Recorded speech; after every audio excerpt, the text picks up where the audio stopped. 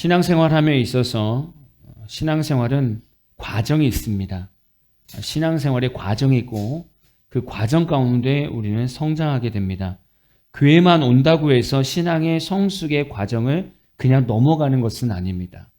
신앙생활하면서 하나님과 우리의 관계에서 이루어지는 과정들이 반드시 있다는 거예요. 우리가 수요일마다 우리가 양육훈련을 하지 않습니까? 제자훈련을 하는데 그때의 복음을 한번 생각해 본다면 우리가 교회에 처음 오면 우리가 맨 처음에 뭘 합니까? 예수님을 영접합니다. 예수님을 영접하면 우리 마음 가운데서 무엇이 일어납니까? 회개의 역사가 일어납니다. 죄를 깨닫게 되죠. 그러면서 원죄가 해결이 됩니다. 그러고 나서 신앙생활하며 교회에서 뭘 받습니까? 세례를 받습니다. 세례를 받음으로써 하나님의 백성으로서 그리스도의 정체성을 가지고 살아가게 되죠. 이제는 구원을 받은 것을 넘어서 이제 지속적으로 경건의 삶을 통해서 성화라는 곳, 예수님을 닮는 성화까지 우리가 바라보면서 달려가야 됩니다. 우리는 이 과정 가운데 어딘가에 서 있는 거예요. 우리는 지금 예수 믿으면서 어딘가에 서 있는 거죠. 여러분은 지금 어디에 서 있습니까? 왜 제가 이 말씀을 시작하면서 이 신앙의 과정을 먼저 말씀드리냐면 오늘은 내용 가운데 이러한 부분들이 자연스럽게 나오게 되고 또 앞에 이스라엘 백성들의 전체적인 어떤 스토리가 나오면서 한 성경의 인물이 등장합니다. 그래서 앞에 내용부터 좀 봐야 되겠죠. 오늘 말씀에서 등장하는 이스라엘 백성들은 출애굽 세대 2세대들입니다. 출애굽 2세대들이죠. 이스라엘 백성들을 보면서 그 신앙의 과정을 볼 수 있는데 1세대는 하나님에 대한 불순종 때문에 불신앙 때문에 광야 40년을 통해서 죽게 됩니다. 그 1세대에서 갈렙과 여호수아만 살게 되죠. 자, 그리고 2세대가 지금 시딤에 도착했다가 이제 요단강을 건너고 그리고 길갈까지 오게 됐습니다. 길갈은 한 여리고성과 2-3km밖에 안 떨어져 있어요. 그러니까 가나안 땅 점령하는 데 있어 바로 앞에까지 오게 된 거죠. 이렇게 진행될 때까지 우리가 본다면 이 역사를 먼저 본다면 먼저는 이스라엘 백성들이요 시딤에 있다가 요단강을 건너서 길갈로 와야 되는데 그때 당시에 요단강은 물이 아주 범람해 있었을 때입니다. 물이 깊었을 때예요. 그러니까 그냥 건너갈 수 없었던 시기입니다. 그때 하나님의 은혜 가운데 물이 위에서 끊어지면서 이스라엘 백성들이 건너게 됐죠. 물론 이 물이 끊어질 수 있었던 것은 언약궤를 맸던 제사장들이 그 물에 발을 내딛는 순간 물이 위에서 끊어졌죠. 그래서 이스라엘 백성들이 이 요단을 건너게 되었습니다. 얼마나 큰 기적입니까? 이 요단강을 건너고 나서 지금 길갈에 있을 때 지금 이스라엘 백성들은요 아주 사기충천합니다. 뭐 당장이라도 승리할 수 있을 만큼 아주 이 자신감이 아주 올라와 있을 시기입니다. 이때에 하나님께서 아주 중요한 것을 행하셨습니다. 여호수아서 5장 7절 말씀입니다. 그들의 대를 잇게 하신 이 자손에게 여호수아가 할례를 행하였으니 길에서는 그들에게 할례를 행하지 못하였으므로 할례 없는 자가 되었음이었더라. 지금 이게 무슨 일입니까? 지금 가나안 땅에 딱 바로 앞에 입성해서 전쟁하면 돼요. 지금 요단강을 건넜기 때문에 하나님이 나와 함께 하심을 믿고 있기 때문에 지금 이스라엘 백성들의 사기는 아주 충천합니다. 막 싸우면 돼요. 근데 이 중요한 시간에 이 중요한 시기에 하나님께서는요 이스라엘 백성에게 무장 해제를 시키는 거예요. 할례부터 해라. 여러분 할례하면 모든 남자들은 못 움직여요. 일주일 내내 누워 있어야 돼요. 이게 문제가 아니에요. 누워 있는데 여리고성에 있는 사람들이 쳐들어오면 그냥 속절없이 그냥 진멸당하는 겁니다. 그냥 완전 다 전멸되는 거예요. 이런 중요한 시기에 하나님은 전쟁을 준비시키는 것이 아니라 아니야 너 할례부터 해. 할례를 시키셨습니다. 이 가나안 땅이 누구에게 주시는 땅입니까? 누구에게 약속한 땅이에요? 아브라함의 자손에게 주는 땅입니다. 그러니까 어떤 사람이 들어가냐면 아브라함의 자손, 하나님의 언약이 있는 아브라함의 자손이 들어가는 겁니다. 하나님께서 아브라함에게 말씀하실 때 너가 서 있는 이 땅 4대 만에 내가 너 자손들에게 줄 거야. 그래서 그 언약으로 무엇을 주셨냐면 할례를 아브라함에게 줬습니다. 그러니까 할례를 행한 사람들, 아브라함의 자손 중에서도 할례를 행한 사람들이 하나님의 백성입니다. 그들이 가나안 땅에 들어갈 수 있는 거예요. 근데 이들이 40년 동안 광야 생활하면서 할례를 행할 수가 없었어요. 길에서는 할 수가 없었던 거죠.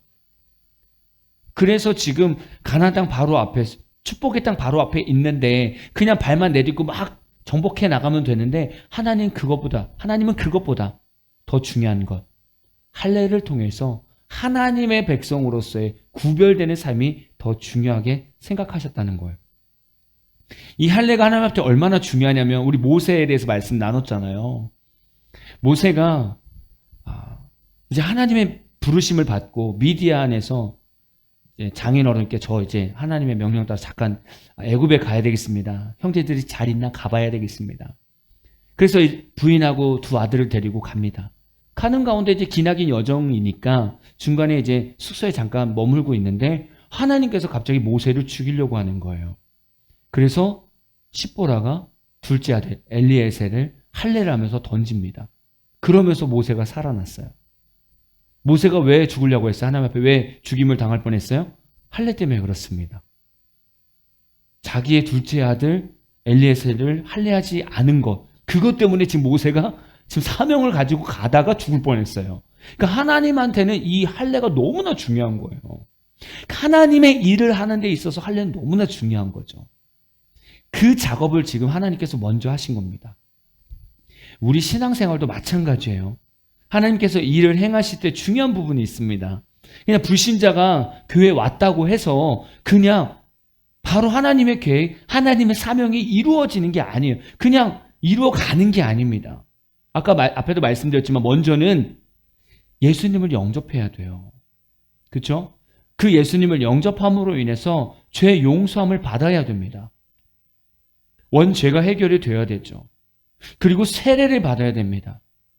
그리고 더 나아가서 성령의 세례까지 받아야 됩니다. 주님을 인격적으로 만나는 성령의 세례까지 받아야 됩니다. 그리고 이제 그리스도의 정체성, 거룩한 성도로서 세움을 받아야 됩니다. 저는 이것을 다 한꺼번에 포함한다면 할례라고 표현하고 싶습니다. 여기까지가. 그러니까 이 과정을 지금 가나안 땅 정복 전쟁 전에 하신 거예요. 하나님의 약속을 이루기 위해서. 이제 이스라엘 백성들은요, 이제 가나안 땅의 첫 성, 여리고성을 정복하기 전에 하나님의 언약을 이제 지켰습니다. 이제 할례도 했습니다. 다 준비가 됐어요. 심지어는요, 하나님께서 이 여리고성을 어떻게 이기는지 방법까지도 말씀해 주셨어요. 너희는 하루에 한 번씩 여리고성을 돌아라. 그리고 7째 날에는 7바퀴 돌고 소리 지르면 돼. 다 됐습니다. 준비가 됐어요. 그렇게 하면 돼요. 얼마나 쉽습니까? 그런데 여리고성 점령할 때 반드시 지켜야 되는 명령이 먼저 있었습니다. 여호수아서 6장 18절에서 19절 말씀을 보면 너희는 온전히 바치고 그 바친 것 중에서 어떤 것이든 취하여 너희가 이스라엘 진영으로 바치는 것이 되게 하여 고통을 당하게 되지 아니하도록 오직 너희는 그 바친 물건에 손대지 말라. 은, 금과 동철, 기구들은 다 여호와께 구별될 것이니 그것을 여호와의 곳간에 드릴지니라 하니라. 지금 여리고성 전쟁 전에 하나님께서 이 명령을 하셨어요. 너희가 여리고성을 점령하게 될 거야. 그렇게 될 건데 그 안에 있는 거 다 금, 은, 동철 이건 다 하나님 거야. 나머진 다 진멸해야 돼. 절대 하나님 거 건들면 안 돼. 이거를 명령하신 거예요. 여기서 바치다라는 말이 있어요. 바치다라는 히브리 원어는 헤렘입니다. 헤렘. 이 헤렘이라는 뜻은 금지된 물건이라는 뜻이에요. 이걸 풀어보면 여리고에 있는 사람이든 생축이든 토지든 사지도 못하고 팔지도 못하고 모두 진멸하라는 뜻입니다. 여리고성은 첫 성인 거니까 하나님께 구별되어야 되니까 하나님께서 그렇게 말씀하신 거예요. 그러니까 여리고성을 점령해도 아무것도 건드리면 안 되는 상황입니다. 누구도 어떤 소득을 가지고 가면 안 되는 거죠. 이게 하나님께서 내리신 명령이에요. 자, 이스라엘 백성들이 어떻게 됐습니까? 그 하나님의 명령을 듣고 가서 하나님 명령대로 성을 돌고 마지막 7바퀴 돌고 소리를 질렀더니 어떻게 됐습니까? 여리고 성이 다 무너졌어요. 다 아는 내용이기 때문에 빨리빨리 지나갑니다. 무너졌어요. 얼마나 감격입니까? 이 성을 보니까 역사적으로 한 번도 지지 않은 성이래요. 근데 지금 하나님의 방법으로 이겼어요. 얼마나 신납니까? 그러고 나서 그 다음 성이 아이성입니다. 사람들이 보니까 아이성이 너무 작은 거예요. 와, 난공불락 같은 이 여리고성을 무너뜨리고 나니까 아이성은 정말 아무것도 아닌 거죠. 그래서 사람들이 서로 의논하는 겁니다. 이거 뭐 우리 다 올라갈 필요도 없어. 그냥 2-3천 명만 올라가도 될 것 같아. 그래서 3천 명이 올라갔습니다. 그랬는데 제대로 싸워보지도 못하고 패배하고 도망갔어요. 말도 안 되는 전쟁 아닙니까? 말도 안 되는 패배인 거예요. 지금 여호수아가 지금 멘탈이 나갔어요. 지금 절망에 빠졌습니다. 하나님께서 분명히 우리에게 주신다고 했던 약속의 땅인데 점령하라고 했는데 그 큰 여리고성도 이겼는데 바로 앞에 작은 아이성을 우리가 졌다고? 지금 여기서 지금 여호수아는 자신감을 다 상실한 겁니다. 도대체 무슨 일이지? 너무 마음이 힘들어서 여호수아가 하나님 앞에서 지금 이 힘든 마음을 아뢰는 겁니다. 여호수아서 7장 6절에서 8절 세 번역 성경으로 보겠습니다. 여호수아는 슬퍼하면서 옷을 찢고 주님의 궤 앞에서 얼굴을 땅에 대고 엎드려서 저녁 때까지 있었다. 이스라엘의 장로들도 그를 따라 슬픔에 젖어 머리에 먼지를 뒤집었었다. 여호수아가 아뢰었다. 주 하나님, 우리 백성을 요단강 서쪽으로 잘 건너게 하시고는 왜 우리를 아모리 사람의 손에 넘기어 멸망시키려 하십니까? 차라리 우리가 요단강 동쪽에서 그대로 살았더라면 좋을 뻔하였습니다. 주님, 이스라엘의 원수 앞에서 패하여 되돌아왔으니 이제 제가 무슨 말을 할 수 있겠습니까? 여호수아의 마음이 좀 느껴지지 않습니까? 주님, 그렇게 하나님께서 이긴다고 말씀하셨는데 지금 아무것도 아닌 아이성이 졌어요. 지금 하나님 어떻게 합니까? 정말 이유 없는 패배입니다. 주님, 저 어떻게 하면 좋겠습니까? 지금 이렇게 여호수아가 힘든 마음을 아뢰는 거예요. 그랬더니 하나님은 이 아이성의 패배를 말씀하는 거예요. 이 패배 원인을 말씀해 주는 거예요. 왜 아이성 전쟁에서 패배됐는지. 여호수아서 7장 11절입니다. 오늘 본문이죠. 이스라엘이 범죄하여 내가 그들에게 명령한 나의 언약을 어겼으며 또한 그들이 온전히 바친 물건을 가져가고 도둑질하며 속이고 그것을 그들의 물건들 가운데 두었느니라. 여호수아 이 말을 들은 거예요. 누군가가 여리고성에서 물건을 훔친 거예요. 그렇게 앞에서 할례를 통해서 거룩한 백성으로 구별하고 그 힘든 가운데 그 적진 앞에서 할례를 하면서 그 조마조마한 가운데서 그렇게 거룩하게 구별되려고 할례를 했어요. 그러고 나서 하나님 말씀대로 그 큰 성 여리고성을 무너뜨렸습니다. 그리고 분명히 하나님께서 이 전쟁 전에 말씀하셨어요. 아무것도 취하지 말라고. 근데 그 많은 사람 중에 누군가가 죄를 범하게 된 거예요. 그래서 아무것도 아닌 이 아이성을 전쟁에서 지게 된 거예요. 얼마나 황당한 일입니까 이게. 그러고 나서 하나님께서 이거를 어떻게 풀어가시느냐. 여호수아서 7장 13절에서 15절 말씀입니다. 너는 일어나서 백성을 거룩하게 하여 이르기를 너희는 내일을 위하여 스스로 거룩하게 하라. 이스라엘의 하나님 여호와의 말씀에 이스라엘아 너희 가운데에 온전히 바친 물건이 있나니 너희가 그 온전히 바친 물건을 너희 가운데서 제하기까지는 내 원수들 앞에 능히 맞서지 못하리라. 이 말씀을 늘 우리 평생 기억하십시오. 너희 가운데서 제하기까지는 내 원수들 앞에 능히 맞서지 못하리라. 우리 가운데 죄가 있으면 하나님께서는 더 이상 우리 앞에서 일하지 않는다는 거예요. 너희는 아침에 너희의 지파대로 가까이 나오라. 여호와께 뽑히는 그 지파는 그 족속대로 가까이 나올 것이며 여호와께 뽑히는 족속은 그 가족대로 가까이 나올 것이요 여호와께 뽑히는 그 가족은 그 남자들이 가까이 나올 것이며 온전히 바친 물건을 가진 자로 뽑힌 자를 불사르되 그와 그의 모든 소유를 그리하라. 이는 여호와의 언약을 어기고 이스라엘 가운데에서 망령된 일을 행하였음이라 하셨다 하라. 이게 이제 하나님의 이제 방법이에요. 여호수아는 이스라엘 백성들한테 이제 하나님께서 내일 제비를 뽑을 거야. 그 뽑힌 대로 하나님께서는 우리 패배의 원인, 죄를 하나님께서는 선별하실 거야. 이렇게 말했어요. 그러면 분명히 찔리는 사람이 있어야 되잖아요. 분명히 훔친 사람이 있을 거 아니에요. 근데 아무도 안 나온다는 거예요. 하나님께서 내일 뽑아서 분명히 색출한다고 얘기를 해도 아무도 안 나오는 거예요. 그냥 진행이 되는 겁니다. 죄의 무서움이 이거예요. 죄는요, 우리가 잘못하면 뉘우치지 못하게 합니다. 자꾸 감추게 만들어요. 죄는 그러한 습성이 있습니다. 그리고 우리 시야를 좁게 만듭니다. 아주 좁게 만들어요. 그래서 내가 잘못했어도요, 잘못한 것 같지 않게 느껴지게 만듭니다. 모세를 보십시오. 모세가 애굽 사람과 히브리 사람이 있었잖아요. 애굽 사람이 히브리 사람을 괴롭혀서 때리고 있을 때 모세가 애굽 사람을 죽였어요. 근데 모세는 아무도 없는 것처럼 봤어요. 그리고 죽였어요. 그리고 자기는 안 들킬 거라고 생각했어요. 죄가 그런 거예요. 근데 더 놀라운 것, 죄가 들키잖아요? 그러면 너무 당당해요. 뭐 누구나 다 그렇게 사는데 나라고 뭐 이렇게 당당하게 산단 말이죠. 지금 누군가가 훔친 사람이 있는데 너무나 당당한 거예요. 그냥 그 자리에 있습니다. 지금 이 하나님의 말씀을 들으면 뭔가 찔림이 있어야 되잖아요. 아니면 죄송합니다. 제가 그랬습니다라고 빨리 나와야 되는데 아무도 안 나왔어요.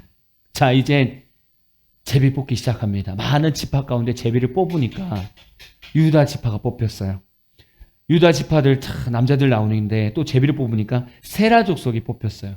또 세라 족속의 남자들이 다 나와서 뽑으니까 삽디가 뽑혔습니다. 그 안에서 또 뽑으니까 아간이 뽑혀서 나온 거예요. 아간이 회개해서 나온 것이 아니라 하나님께서 찾아낸 겁니다. 하나님은요, 우리가 죄를 지었을 때 회개하지 않으면 끝까지 추적해 갑니다. 끝까지. 지금 앞에서 아간이 속한 지파부터 뽑히기 시작했습니다. 그래서 양심이 좀 살아있다고 한다면 막 앞에서 소리가 이제 막 무리가 있을 거 아니에요. 그럼 상상을 해보세요. 무리가 있는데 저 앞에서 제비를 뽑는 거예요. 제비를 뽑겠다 막 이렇게 소리가 나올 거 아니에요. 딱 뽑았을 때 유다 지파다 그러면 쫙 소리가 들릴 거 아니에요. 어디가 뽑혔어? 유다 지파다 이렇게 막 소리가 들릴 거 아니에요. 그 다음에 또 뽑혔을 거 아니에요. 그 다음에 또 뽑았는데 세라 족속. 야, 어디래? 세라 족속 막 이렇게 들릴 거 아니에요. 아니, 삽디까지 왔으면 생각해보세요. 아간 입장에서 생각해볼 때 삽디면 자기 집이잖아. 자기밖에 없을 건데 그래도 가만히 버티고 있는 거예요. 얼마나 뻔뻔합니까? 작은 죄라고 해서 하나님 모르실 거야. 이렇게 생각하는 거예요. 아간이 훔친 물건이 뭡니까? 여호수아서 7장 21절에 보니까 내가 노력한 물건 중에 시날산의 아름다운 외투 한 벌과 은 200세겔과 그 무게가 50세겔 되는 금덩이 하나를 보고 탐내어 가졌나이다. 보소서 이제 그 물건들을 내 장막 가운데 땅속에 감추었는데 은은 그 밑에 있나이다 하더라. 뭘 훔쳤습니까? 시날산의 아름다운 외투 한 벌입니다. 시날산은 바벨로니아를 얘기하는데 그때 당시에 이 외투를 보면 금실로 짠 매우 값진 수놓은 옷이래요. 그러니까 누가 봐도 탐나는 옷이었나 봐요.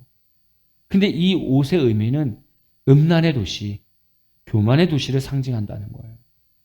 그걸 아간이 훔친 거고요. 또 뭘 훔쳤냐면 은 200세겔입니다.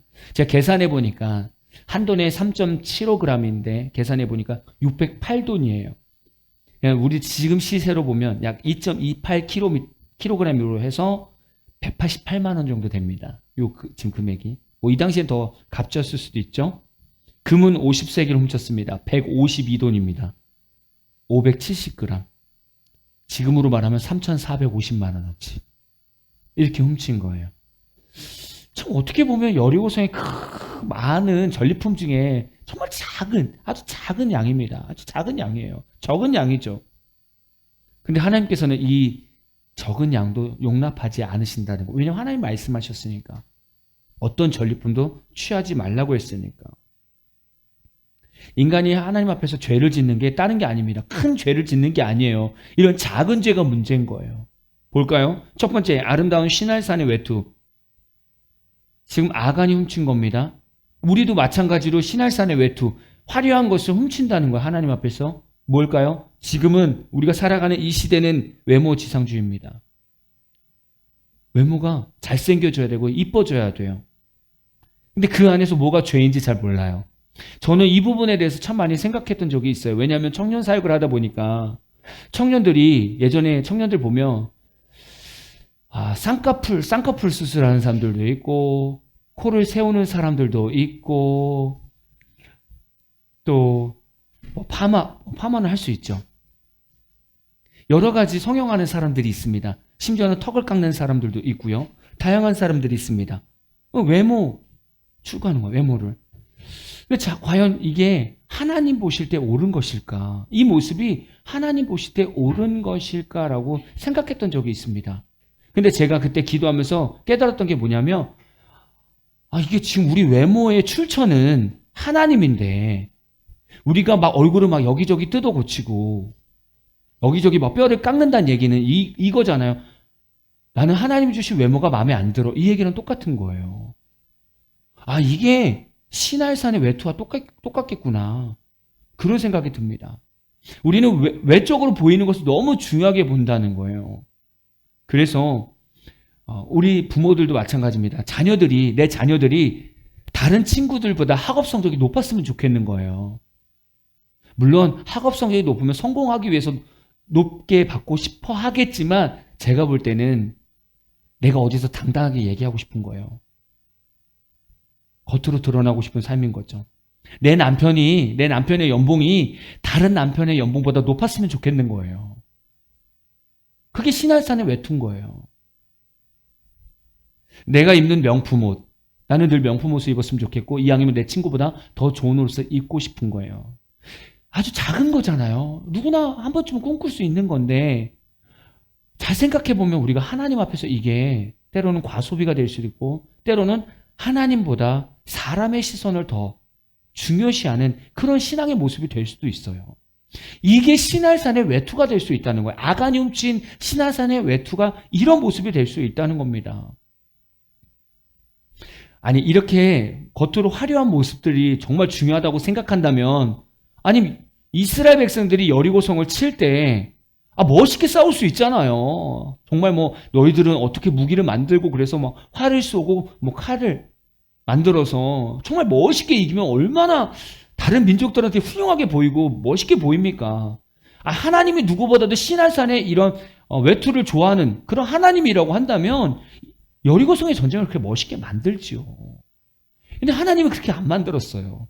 너희는 하루에 한 바퀴씩 돌아, 그리고 마지막 날에는 7바퀴 돌아. 이게 지금 여리고성 전쟁이에요. 이게 얼마나 없어 보입니까?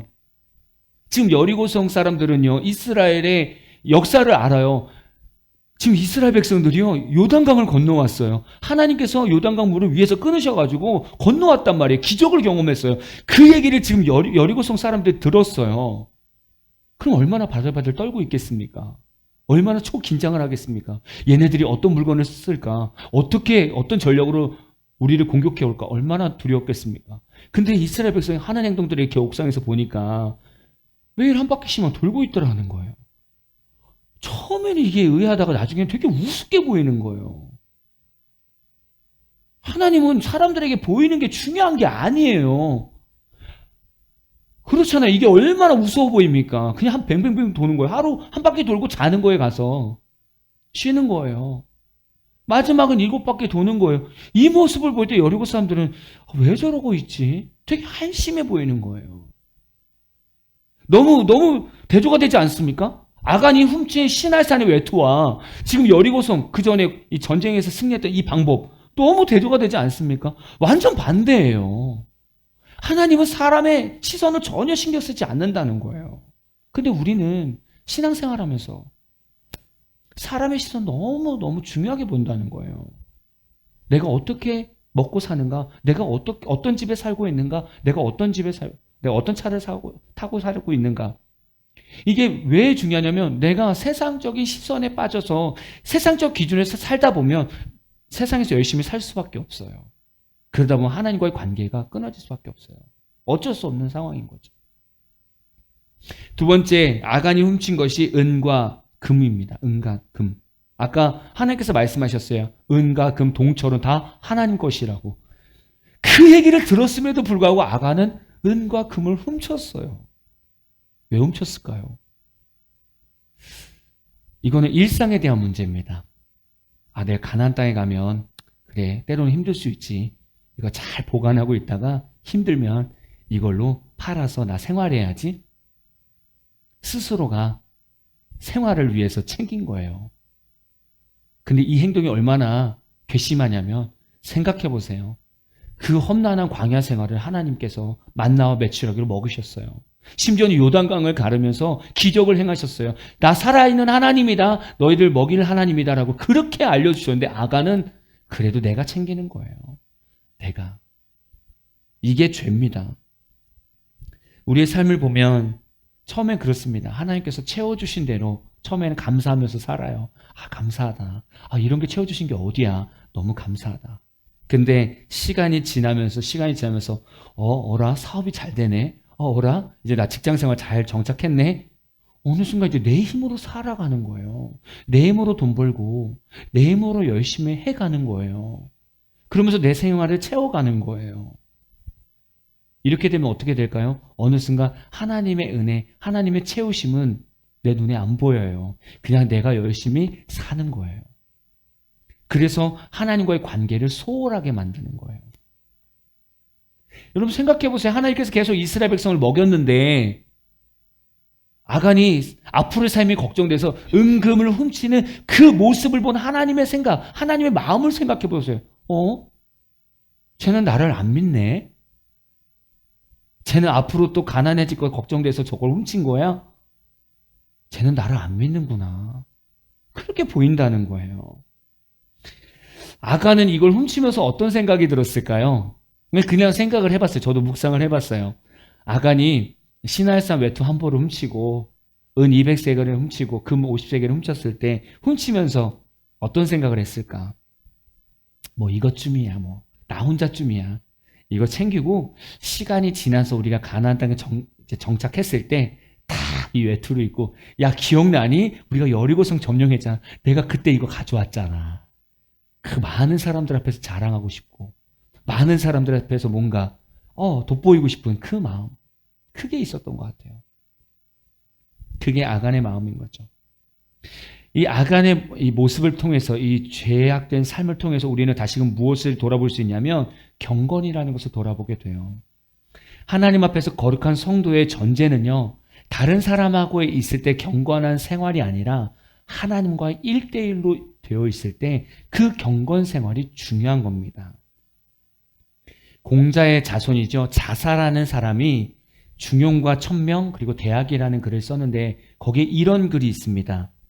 도란 잠시도 떠나지 않는다. 떠나 있다고 하면 도가 아니다. 그러므로 군자는 누구도 보지 않는 곳에서 경계하고 삼가며 누구도 듣지 않는 곳에서 두려워하고 염려한다. 숨은 곳, 즉 아무도 안 보는 데보다 자신의 모습이 더 잘 드러나는 곳이 없다. 그러므로 군자는 혼자 있을 때 더욱 삼가서 자신의 마음을 다스린다. 이 내용을 한 단어로 한다면 신독이라고 합니다. 신독. 신독이란 보거나 듣는 사람이 없는 곳에서 혼자 있을 때도 도리에 어긋나는 행동이나 생각을 하지 않는 마음과 태도를 얘기합니다. 성경에서도 이런 게 있어요. 마태복음 6장 6절입니다. 너는 기도할 때에 내 골방에 들어가 문을 닫고 은밀한 중에 계신 내 아버지께 기도하라. 은밀한 중에 보시는 내 아버지께서 갚으시리라. 세상에서 도는 신독입니다. 그러니까 하나님 없이 생각한다면 신독. 다른 사람이 보지 않을 때 규칙도 지키고 법도 잘 지키고 도덕적으로 잘 살아라는 거예요. 근데 하나님 앞에 성경 안에서는 이걸 뭐라고 얘기하냐면 경건이라고 얘기합니다. 경건. 경건이라는 것은 은밀한 중에 하나님께 기도하듯 살아가는 삶을 얘기합니다.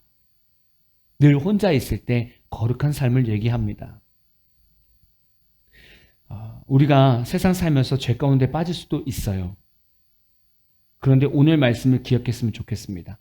경건이라는 마음. 문제는 우리가 이게 죄 가운데 빠지면 그 다음에 하나님의 일이 진행이 안 된다는 거예요. 보십시오. 지금 아간이 여리고성에서 전리품을 취함으로 인해서 아무것도 아닌 아이성 전쟁에서 패배하게 됐습니다. 우리 삶이 그럴 수 있다는 거예요. 하나님은 우리를 통해서 계속 일하기를 원하세요. 다음 일을 하기 원하시는데 되게 신기한 건 뭐냐면 어느 순간 일이 잠깐 멈춰요. 잘 안 돼요. 심지어는 이 작은 문제가 큰 문제로 막 점점 부풀어 올라요. 왜 그럴까요? 그때 이 아간의 삶을 한번 생각해 보세요. 혹시 내가 하나님 중심에서 뭔가 죄를 범한 건 없을까? 그걸 한번 돌아보시라는 거예요. 이제 이스라엘 백성 여호수아는 큰 과제가 있습니다. 다시 아이성과 전쟁을 해야 되는데 한번 패배를 했어요. 너무 마음이 힘들죠. 다시 이 전쟁을 이겨야 됩니다. 다시 이 가나안 정복 전쟁을 시작해야 돼요. 근데 어떻게 시작되어야 되느냐? 여호수아 7장 24절에서 26절 말씀입니다.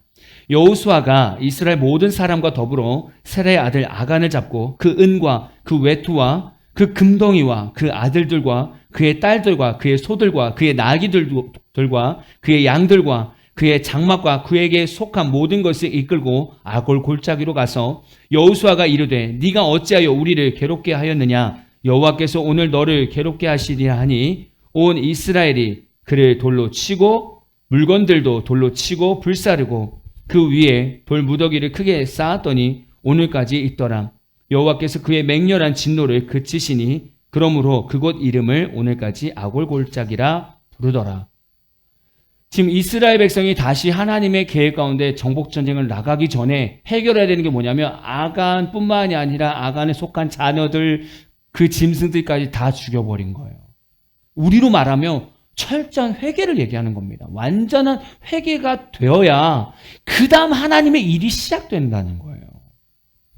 근데 우리는 신앙생활하면서 안일하게 이걸 덮어가요.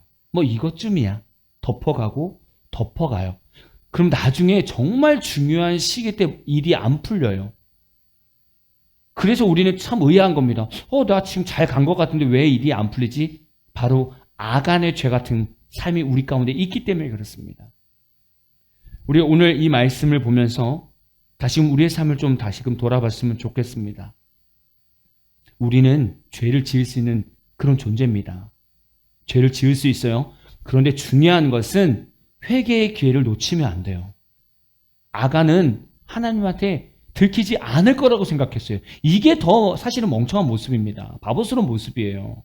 하나님 우리 중심을 보시거든요. 죄를 지을 수 있습니다. 그러나 회개하고 철저하게 끊고 시작해야 돼요. 그래야 다시 하나님의 역사하심이 계속 진행이 됩니다. 우리 앞으로 인생 살아가면서 바쁜 인생 또 얼마나 유혹이 많습니까?